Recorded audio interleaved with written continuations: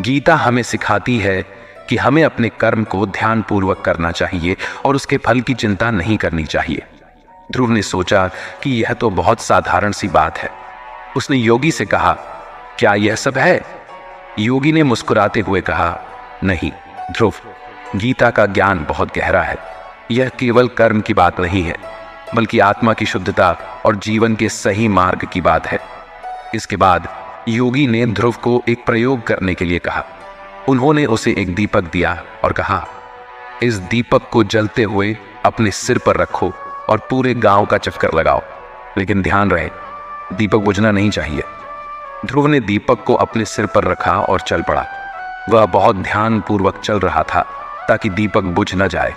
जब वह गांव का चक्कर लगाकर वापस आया तो योगी ने उससे पूछा, ध्रुव, तुमने क्या देखा? ध्रुव ने उत्तर दिया, मैंने कुछ नहीं देखा महाराज, मेरा पूरा ध्यान दीपक पर था।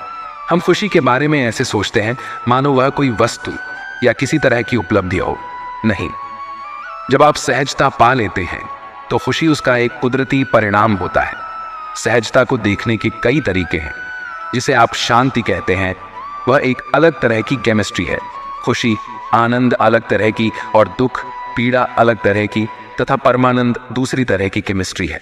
हर मानव अनुभव का एक रासायनिक आधार है।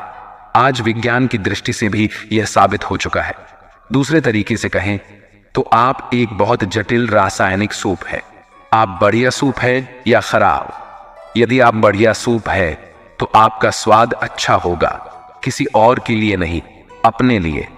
जब आपका स्वाद अपने लिए बहुत अच्छा होता है तो मात्र यहां बैठने पर आप बहुत ही सुखद महसूस करते हैं और लोग कहते हैं कि आप खुश हैं। अगर आप बहुत अधिक सुखद हो जाते हैं तो लोग कहेंगे कि आप आनंदित हैं।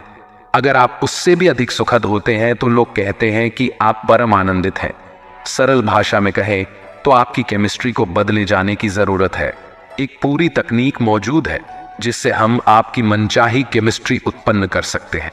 जब आप आनंदित होते हैं तो आप खुशी की तलाश में नहीं रहते। आपके जीवन को खुशी की एक अभिव्यक्ति बनना होगा। जब आपका जीवन आपके अनुभव की एक अभिव्यक्ति होता है